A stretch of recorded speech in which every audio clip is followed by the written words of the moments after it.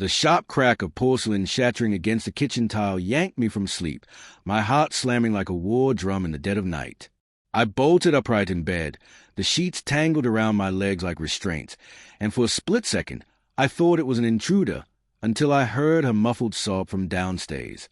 My wife, Elena, the woman I'd built a life with over 12 years, was down there in the dark, alone with whatever demon had woken her. Or so I told myself. But as I patted barefoot down the creaking stairs, the cool air prickling my skin, a gnawing dread coiled in my gut. What if this wasn't just another sleepless night? What if it was the unraveling I'd been fearing? The kitchen light spilled a harsh yellow glow across the hallway, casting long shadows that danced like accusations. Elena stood amid the wreckage, her back to me, shoulders hunched under her silk robe, the one I bought her in Paris, back when our touches lingered and promises felt eternal. Shards of our wedding china glittered on the floor like broken stars, and she was clutching her phone, knuckles white, as if it were a lifeline or a weapon. Elena! My voice cracked, raw with the exhaustion of unspoken fears. She spun around, eyes wide and rimmed red, the phone slipping from her grasp to clatter beside the mess. "Oh, God, Mark, I didn't mean to wake you." Her words tumbled out too fast, laced with that false brightness she used when hiding something. But I saw it, the flicker of guilt in her gaze, the way her hand trembled as she bent to pick up the pieces. That night marked the beginning of my unraveling suspicions, though if I'm honest, the cracks had been there for months. Elena's late nights at the office, her sudden interest in girls' trips that left her returning with a distant smile and vague stories. I'd rationalize it all, work stress, midlife restlessness, anything to avoid the abyss of doubt. But love isn't blind. It's just terrified of the truth. As I helped her sweep up the fragments, our fingers brushing in a ghost of intimacy, I felt the first stab of betrayal's blade. Why was her phone screen still lit, a message notification glowing before she snatched it away? "Just a work email," she murmured, but her laugh rang hollow, echoing in the sterile kitchen that smelled faintly of her lavender perfume and my growing paranoia. The next morning, over coffee that tasted like ashes, I couldn't shake the image. Elena chatted about her day ahead, client meetings, a yoga class, but her eyes darted to her phone every few seconds, like a magnet pulling her secrets closer. "You seem off," I ventured, stirring my mug endlessly, the spoon clinking against ceramic in rhythmic accusation. She paused, fork midway to her mouth, scrambled eggs cooling on her plate. "Off? I'm fine, Mark. Really, just tired." Her smile was a masterpiece of deflection, warm on the surface but brittle underneath. I wanted to believe her, to cling to the Elena who had whispered vows under starlit skies, who had held me through my father's death with unyielding strength. But doubt is a poison. It seeps in, turning every glance into evidence. That afternoon, alone in my home office, the walls lined with bookshelves heavy with our shared history, photo albums from vacations, her law degree framed beside mine, I did what fear compels. I invaded her privacy. Her laptop sat open on the desk, password protected but carelessly left unlocked in her rush out the door. My hands shook as I scrolled through her emails, each click amplifying the thunder of my pulse. Nothing overt at first, routine work threads, family updates. Then, buried in a folder labeled MISC, a chain of messages from an unfamiliar name, Alex. "Can't wait for tonight," one read. "Your laugh lights up the room." My stomach lurched, bow rising as I read further. Flirtations veiled a professional banter, but the undertone screamed intimacy. Was this it? The affair I'd half dreaded, half denied? Guilt crashed over me like a wave, cold and suffocating. Who was I to snoop? Elena had always been the loyal one, the rock in our marriage while I chased promotions and buried myself in spreadsheets. But anger flickered beneath the shame. How dare she fracture us like this? I closed the laptop, breath ragged, and stared out the window at the autumn leaves swirling in the wind, their decay mirroring my crumbling trust.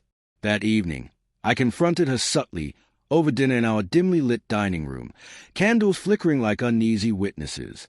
"Who's Alex?" I asked casually, spearing a piece of salmon that suddenly tasted metallic. She froze, fork hovering, then recovered with a laugh. "Alex, from the firm. We're collaborating on a case." "Why?" Her eyes met mine, steady but with a shadow of evasion. I nodded, swallowing the lie along with my food. But inside, turmoil raged, love warring with fury, denial crumbling under the weight of facts. The suspicions festered, turning every interaction into a minefield. Her phone buzzed incessantly now, or so it seemed, and she'd angle it away from me, typing responses with furtive glances. I found myself rationalizing her behavior. Maybe Alex was just a friend, a confidant for her frustrations with me. After all, I'd been distant lately, prioritizing work over weekends together. But the moral conflict gnawed at me. If she was betraying us, didn't I deserve to protect myself? That's when the idea struck, cold and calculated amid the emotional storm. Our assets, the house, savings, investments, were intertwined, a testament to our unity. If she was planning a divorce, as my paranoia whispered, I'd be left gutted. So, in secret, I began moving things. A call to my financial advisor, transfers to offshore accounts under my name alone. It felt like betrayal in return, a morally gray armor against a potential strike. Guilt twisted my insides each time I logged in, but fear justified it. Better safe than shattered. 2 weeks dragged by in a haze of feigned normalcy. We shared meals, laughed at old jokes, even made love once, her touch electric yet distant, like holding a memory.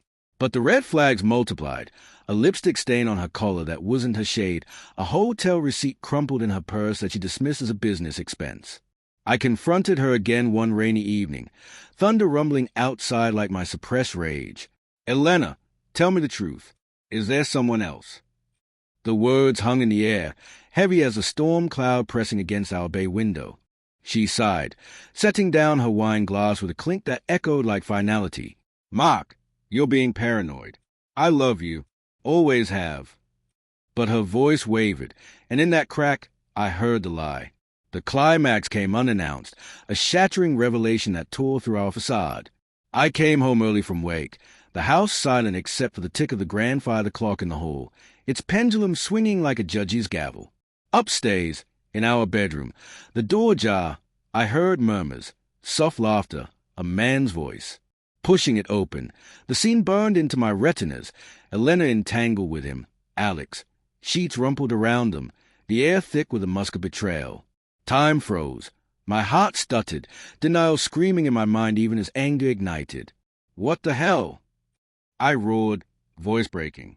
They scrambled apart, Elena's face a mask of horror and regret, Alex fumbling for clothes with wide-eyed panic. The confrontation erupted like a volcano, words flying like lava. How long? I demanded, fists clenched, the room spinning with the scent of a perfume mingled with his cologne. 6 months, she whispered, tears streaming, collapsing onto the bed. It started as nothing. I was lonely, Mark. You've been so absent. Her confession laid guilt atop my pain. Had my neglect driven her away? Alex mumbled apologies, slipping out like a shadow, but Elena stayed, pleading. I was going to end it.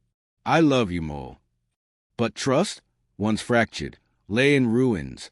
Heartbreak clawed at me, confusion blurring rage with lingering love. I'd moved the assets, yes, but now it felt petty, a preemptive strike in a war I'd half-invented. Yet the twist came 2 weeks later, a gut punch that redefined everything. A knock at the door, detectives, badges flashing under the porch light. Elena had been found in her car, wrecked off the highway, a note clutched in her hand. I'm sorry, Mark. Alex was blackmailing me. I couldn't lose you. Investigations revealed the truth. Alex wasn't a lover.